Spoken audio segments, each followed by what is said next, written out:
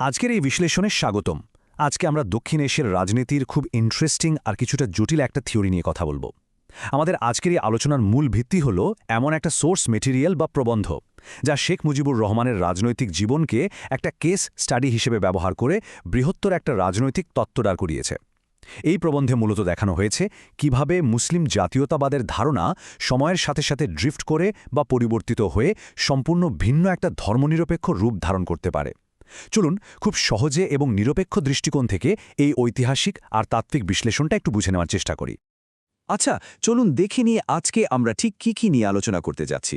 আমরা শুরু করব শেখ মুজিব প্যারাডক্স দিয়ে, এরপর জানব শরিয়াবিহীন জাতীয়তাবাদ কি, তারপর দেখব আপোষের যুক্তি, সবশেষে এই পুরো ঘটনার ঐতিহাসিক পুনরাবৃত্তি এবং প্রবন্ধের উপসংহার নিয়ে কথা বলবো।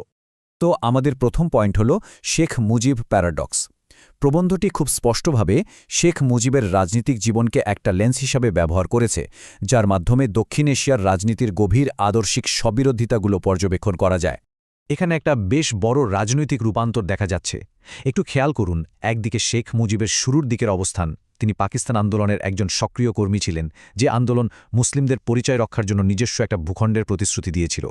কিন্তু অন্যদিকে সূত্র অনুযায়ী আমরা দেখতে পাচ্ছি তার পরবর্তী রাজনৈতিক অবস্থান। পরবর্তীতে তার বিরুদ্ধে পাকিস্তানের ঐক্যের বিরুদ্ধে কাজ করা এবং ভারতের সাথে জোটবদ্ধ হওয়ার অভিযোগ ওঠে। সোর্স মেটেরিয়ালের লেখকের দৃষ্টিতে এটি একটা চরম রাজনৈতিক পরিবর্তন।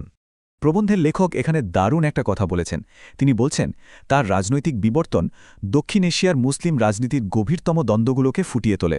মানে লেখকের মতে একজন ব্যক্তির এই বিশাল পরিবর্তন আসলে কোনো বিচ্ছিন্ন ঘটনা নয়, বরং এটি সেই সময়ের রাজনৈতিক কাঠামোর একটা পদ্ধতিগত দুর্বলতা বা সিস্টেমিক ত্রুটিকে নির্দেশ করে। আর ঠিক এখানেই চলে আসে সবচেয়ে কৌতূহলোদ্দীপক প্রশ্নটা। মুসলিম জাতীয়তাবাদের অধীনে জন্ম নেওয়া একটা আন্দোলন শেষমেশ কিভাবে একটা ধর্মনিরপেক্ষ শক্তিতে রূপান্তরিত হয়ে যায়? এই একটা প্রশ্নই নির্দিষ্ট একজন ব্যক্তির গণ্ডি পেরিয়ে আমাদের লেখকের তৈরি করা বৃহত্তর তাত্ত্বিক কাঠামোর দিকে নিয়ে যায়। আর এই প্রশ্নের উত্তরটা খুঁজতেই আমরা চলে যাচ্ছি আমাদের দ্বিতীয় সেকশনে, শরিয়াবিহীন জাতীয়তাবাদ। এই অংশটা বেশ চমৎকার।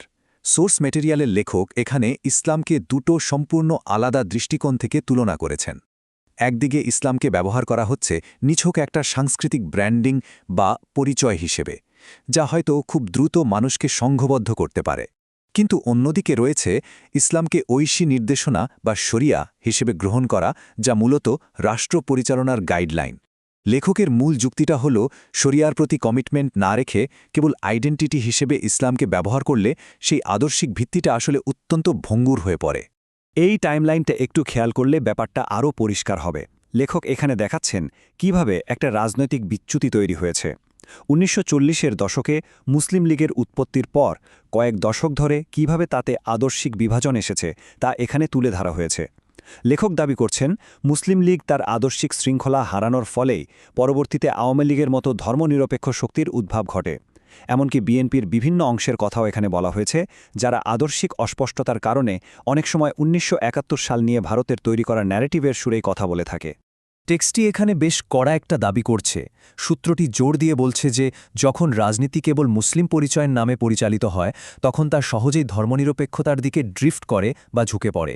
লেখকের মতে এই ধর্মনিরপেক্ষতার দিকে ঝোঁকা কোনো হঠাৎ ঘটে যাওয়া অ্যাক্সিডেন্ট নয়, বরং জাতীয়তাবাদী রাজনীতির ভিত্তিমূলেই এই ত্রুটি লুকিয়ে থাকে।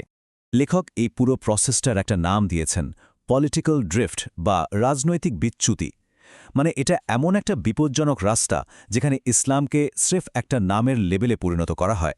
আর লেখকের বিশ্বাস ঠিক এই কারণেই রাজনীতি এমন একটা পর্যায়ে পৌঁছতে পারে যেখানে ইসলাম বিরোধী শক্তির সাথে জোটবদ্ধ হওয়াটাও একেবারে স্বাভাবিক হয়ে দাঁড়ায়। চলুন এবার আসি আমাদের তৃতীয় পয়েন্টে, আপোষের যুক্তি। টেক্সট অনুযায়ী রাজনৈতিকরা ঠিক কী ধরনের যুক্তির মাধ্যমে নিজেদের এই রাজনৈতিক বিচ্যুতিকে জাস্টিফাই করার চেষ্টা করেন সেটা একটু দেখা যাক। রাজনীতি করা তো আর এমনি এমনি আপোষ করেন না, তাই না? প্রবন্ধটিতে তাদের দেওয়া কিছু কমন যুক্তির কথা উল্লেখ করা হয়েছে। যেমন তারা প্রায় বলে থাকেন শরিয়া বাস্তবায়নের জন্য এটা সঠিক সময় নয়, অথবা পশ্চিমা শক্তিগুলোকে তো সন্তুষ্ট রাখতে হবে, কিংবা ইসলামকে কেবল একটা প্রতীকী পরিচয় হিসেবেই রাখা উচিত। সোর্স বলছে এই যুক্তিগুলো ব্যবহার করেই রাজনীতি করা ধীরে ধীরে ঐশী আইনের সাথে আপোষ করেন। আর এই লজিকগুলোই আসলে একটা স্টেপ বাই স্টেপ মেকানিজমের মতো কাজ করে, যা শেষমেশ মুসলিম স্বার্থের সাথে বিশ্বাসঘাতকতার দিকে নিয়ে যায়। প্রথম ধাপে শরিয়ার চেয়ে তথাকথিত বাস্তবাদিতাকে প্রাধান্য দেওয়া হয়। এরপর এটা ন্যাচারালি দ্বিতীয় ধাপে ধর্মনিরপেক্ষতার দিকে নিয়ে যায়, আর শেষমেশ ৩ নম্বর ধাপে গিয়ে এটি মুসলিম বিরোধী শক্তির সাথে আপোষ বা জোটবদ্ধ হওয়ার একটা বড় সুযোগ তৈরি করে দেয়। এই থিওরিটাকে যদি আমরা আবার সেই শেখ মুজিবের কেস স্টাডিতে ফিরিয়ে নিই, তাহলে লেখকের পয়েন্টটা একেবারে জলের মতো পরিষ্কার হয়ে যায়। টেক্সটের দাবি অনুযায়ী ঠিক এই আপোষের যুক্তির কারণেই শেখ মুজিবের মতো নেতারা মুসলিম স্বার্থের বিরুদ্ধে গিয়ে ভারতের সাথে জোটবদ্ধ হওয়াকে নিজেদের কাছে বা জনগণের কাছে খুব সহজেই ন্যায্যতা দিতে পেরেছিলেন। এবার আসি ৪ নম্বর সেকশনে, পুনরাবৃত্তিমূলক ঐতিহাসিক বিন্যাস বা সহজ কথায় একটা রিপিটিং হিস্টোরিক্যাল প্যাটার্ন। লেখক মনে করেন এটা কোনো আইসোলেটেড বা বিচ্ছিন্ন ঘটনা নয়, এটা রীতিমতো একটা সাইকেল বা চক্র। এই চক্রাকার প্যাটার্নটি কয়েকটা ধাপে ঘোরে। প্রথমত, রাজনীতি শুরু হয় আকর্ষণীয় ইসলামিক স্লোগান দিয়ে। এরপর আসে ধর্মনিরপেক্ষ আপোষ, তার পথ ধরে আসে বৈরী শক্তির সাথে জোট, এবং সবশেষে যারা একসময় মুসলিম অধিকার রক্ষার কথা বলে উঠে এসেছিলেন, তারাই মুসলিম ঐক্য বিনষ্ট করার মূল কারণ হয়ে দাঁড়ান। এই ১০০ সংখ্যাটা একটু খেয়াল করুন।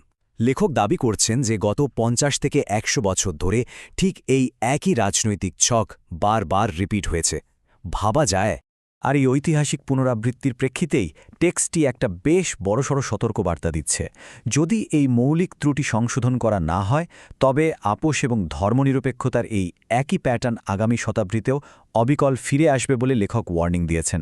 আমরা একদম শেষ পর্যায়ে চলে এসেছি। সেকশন 5, সূত্রের উপসংহার। এতক্ষণ তো সমস্যার কথা হলো, এবার সমাধান কি? ভবিষ্যতের রাজনীতিকে এই ড্রিফট থেকে বাঁচাতে লেখক কিছু সুনির্দিষ্ট সেফগার্ড বা রক্ষাকবচের কথা প্রস্তাব করেছেন। তার মতে, শরিয়াকে রাজনীতির একেবারে কেন্দ্রে রাখতে হবে, ঐশী নির্দেশনাকে শাসন ব্যবস্থায় সক্রিয় রাখতে হবে এবং এই নীতিগুলোর প্রশ্নে সম্পূর্ণ আপোষহীন থাকতে হবে। লেখকের সোজাসাপটা কথা হল, ভবিষ্যতে নতুন কোনো শেখ মুজিব তৈরি হওয়া ঠেকাতে এগুলোর আসলেই কোনো বিকল্প নেই। পরিচয়ের রাজনীতির সীমাবদ্ধতা নিয়ে লেখকের ফাইনাল থিসিসটা হচ্ছে অনেকটা এরকম: জাতীয়তাবাদ হয়তো খুব সহজে এবং শর্ট টার্মে মানুষকে সংঘবদ্ধ করতে পারে, কিন্তু ঐশী নির্দেশনা ছাড়া লং টার্মে বা দীর্ঘমেয়াদে এটি কখনোই নিজের অস্তিত্ব টিকিয়ে রাখতে পারে না। আজকের এই বিশ্লেষণ শেষ করার আগে একটা বেশ বড় আর ভাবনার মতো প্রশ্ন রেখে যেতে চাই। দক্ষিণ এশিয়ায় পরিচয়ের রাজনীতি কি তার এই চক্রাকার বিচ্যুতি বা ড্রিফট অব্যাহত রাখবে, নাকি আগামী শতাব্দীতে আমরা কোনো মৌলিক আদর্শিক পরিবর্তন দেখতে পাব? লেখকের এই তত্ত্বটা আপনাদের কি মনে হয়? যাই হোক, আজকের মতো আমাদের আলোচনা এখানেই শেষ করছি।